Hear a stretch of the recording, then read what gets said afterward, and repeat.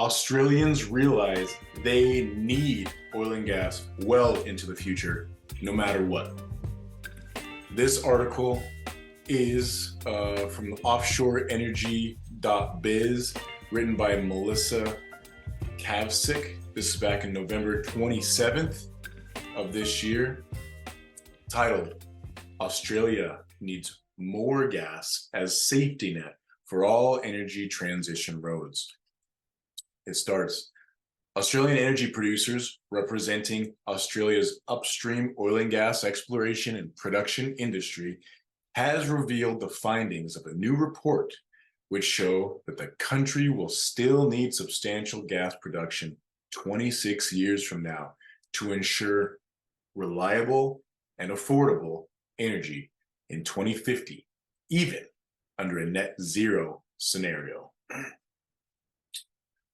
According to the future role of natural gas in Australia and the region, which EY was commissioned to deliver by Australian energy producers in a bid to provide an independent assessment of the future role of natural gas in Australia and the region to inform the country's future gas strategy, gas is expected to play, quote, a major role in the global net zero transition.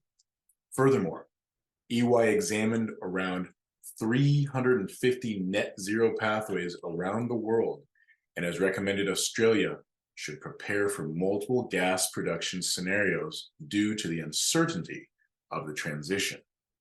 Based on this report, ongoing investment in gas supply is needed to maintain production levels from operating fields to offset the decline, as investment in new supply options will help meet projected demand.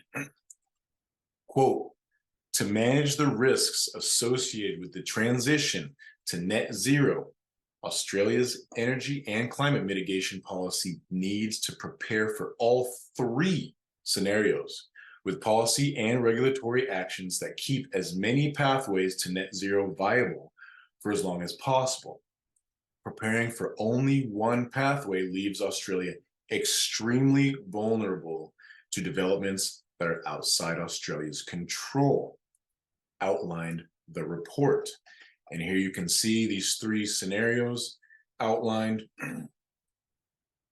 Furthermore, the electrify scenario shows that domestic and regional demand for Australian gas would total 56% of current production levels in 2050, after a renewable rollout that would be equal to 20 times the current levels.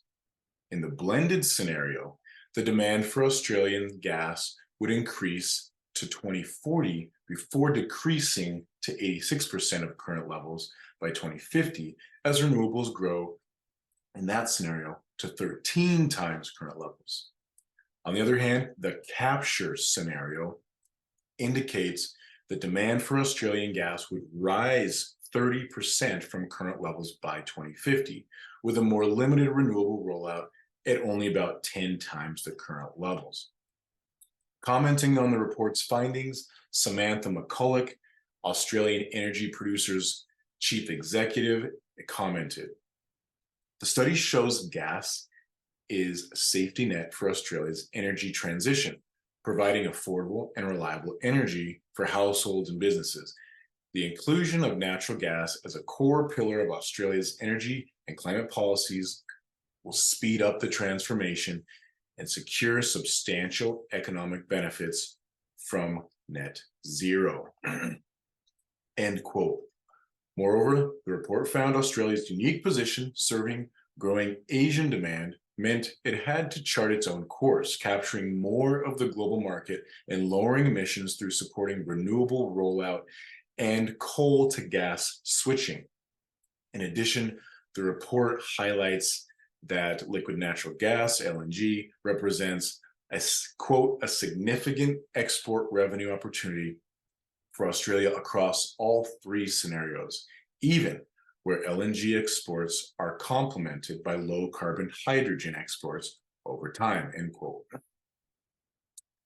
With this at the forefront, McCulloch concluded, quote, Australia needs to plan for both strong domestic and international demand for gas to secure the associated emissions reduction and economic opportunities, as well as keeping the lights on across Australia and the region.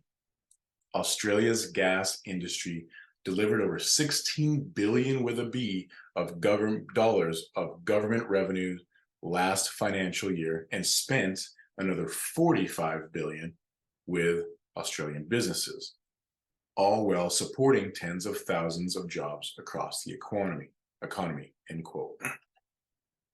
Additionally, the report notes that Australia's gas industry has, quote, a critical role to playing in rolling out net zero technologies and fuels, including carbon capture, utilization, and storage, and low carbon hydrogen, as these two are seen as key complements to natural gas in a zero emissions future, with all plausible net zero pathways involving carbon capture and hydrogen, albeit at different scales. Meanwhile, Australian energy producers recently urged the Commonwealth to fix the broken offshore regulatory system after the logjam of energy supply and carbon capture projects awaiting approval was exposed. While emphasizing that Australia's energy future would depend on natural gas, Kevin Gallagher Santos, Managing Director and CEO, said, while addressing a WA Energy Club luncheon in Perth, Western Australia, that, quote, the climate enemy was emissions, not fossil fuels.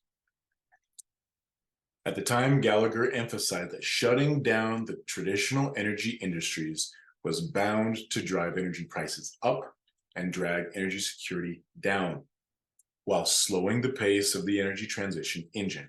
Therefore, he urged governments to engage with oil and gas companies to drive the energy transition forward. That's the end of the article. What do you think? Please let me know your thoughts down in the comments. A link to this article and more is in the bio.